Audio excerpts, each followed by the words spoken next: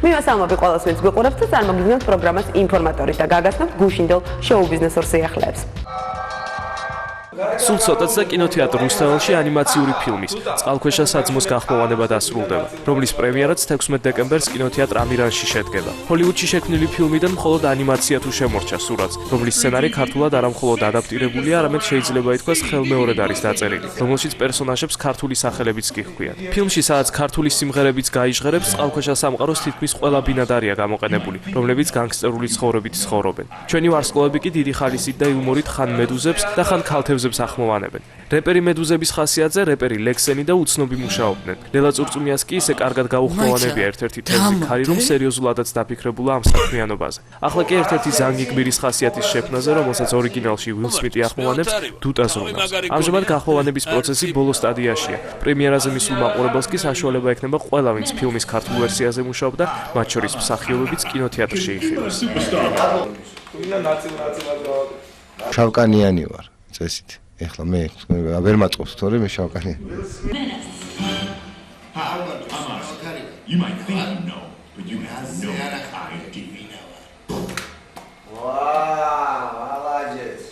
ჩვენი ამოცანა გვაქვს, რომ უნდა გამოგვივიდეს კარგი გახმოვანებური და უილ სმიტი ახმოვანებდა თუ ვინ ახმოვანებდა, ჩვენს კარგი უნდა გამოგვივიდეს ამ შემთხვევაში. არანაირი მნიშვნელობა არ აქვს იმას. ჩვენ ხარისხზე ვფიქრობთ და ჩვენ ხარისხზე ვზრუნავთ. Hi, I'm Oscar. You might think you know, but you have no.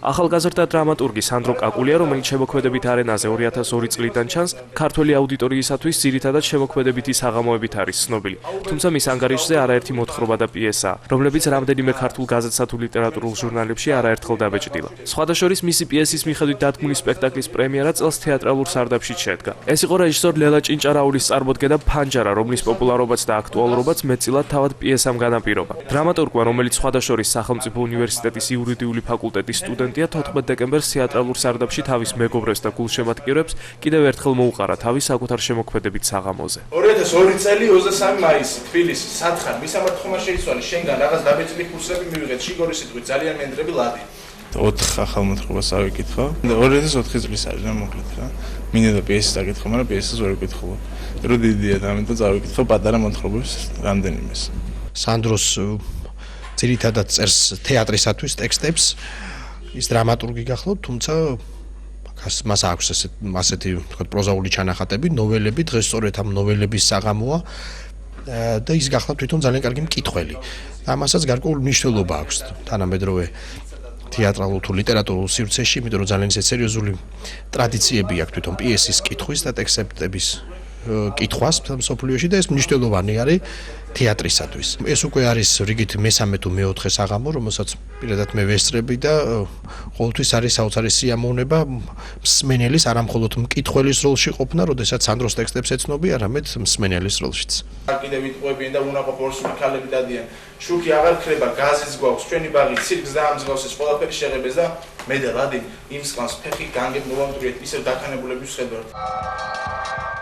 სამეფო უბნის თეატრი პრემიერისთვის ემზადება. სპექტაკლი, რომელშიც ძირითადი აქცენტი და ყურადღება სასცენო მოძრაობაზეა გადატანილი, ცოცხალი მუსიკით იქნება გაფორმებული, რომელზეც სპეციალურად ამ დადგმისთვის ჩამოყალიბებული 6-კაციანი კოლექტივი იზრუნებს. მუსიკოსებისთვის სპეციალური ადგილით შეირჩა და კულისების ნაცვლად, როგორც ეს ხშირად ხდება ხოლმე სხვადასხვა კონცერტებზე, ისინი სცენის ზემოთ, მოწყობილ მინი სცენაზე ისხდებიან. მიმუშავია სხვა სპექტაკლებზე.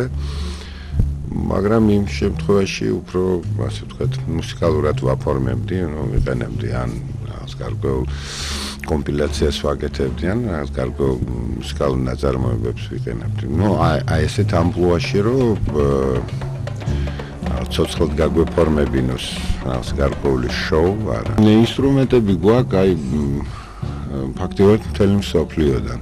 აი ეს მაგალითად აფრიკა და არ ვიცი შოტლანდია, იაპონია, ინდოეთი, ძალიან ბევრი ქვეყნის ინსტრუმენტი გვაქვს, ტიბეტი და ასე შემდეგ. და ყველაფერს ამას ვიყენებთ, მაგრამ ეს არ იქნება ისეთი ან აუთენტური მუსიკა ან რაღაც, ყველა ესე ვთქვათ, ესეთი სპექტაკლისთვის სპეციალურად ქმნით ამას ხო. სპექტაკლი, სადაც მოძრაობის თეატრის მსახიობებს სხვადასხვა ემოციის გამოსახატად და სიტუაციის შესაქმნელად, მუსიკის პარალელურად ეს ბაგირებიც ეხმარებათ, არის წარმოდგენა სიტყვების გარეშე, ასე რომ მაყურებელს მოუწევს მაქსიმალურად მოიკრიბოს ყურადღება, რადგან არ გამოტოვოს ერთმოქმედებიანი ფსიქოდრამის მნიშვნელოვანი დეტალები. ეს არის სპექტაკლი ჩვენზე, მოკლედ რო გითხრა, ჩვენზე ქართველებზე, კერძოდ ქართველებზე და ზოგადად ადამიანებზე. მე პირადად ხალი ვარ, რომელსაც არ გაუმართლა ცხოვრებაში, რომელსაც ვერ გააკეთა სწორი არჩევანი მამაკაცებს შორის და დაიღუპა, გაგიჟდა. რაც შეეხება მოძრაობის თეატრს, ეს მათთვის მესამე წარმოდგენაა და ის გაცილებით უფრო რთული აღმოჩნდა წინაორთან შედარებით. მიმიკრიასგან და ჩუმად რეპეტიციისგან განსხვავებით, ამ წარმოდგენაში მეტია ემოცია, რეალური ცხოვრება და ადამიანთა ფსიქოლოგიური მდგომარეობის გამოხატვა. ეს უფრო რაღაც ფსიქოლოგიური დატვირთვა აქვს, რაღაც უფრო ცხოვრებისეული, რაღაც ცუდი მანკიერი მხარეებია გამოჩენილი რა, ადამიანების ტკივილი, პრობლემები, ყოველდღიური და საერთოდ მთლიანად ცხოვრებაში რა. სპექტაკლი სახელწოდებით ლაბირინთი, ცოცხალი მუსიკალური გაფორმებით. სხვათა შორის ეს პირველი პრეცედენტია ქართულ თეატრალურ სამყაროში, მაყურებელს პრემიერის სანახავად 17 დეკემბერს ელოდება.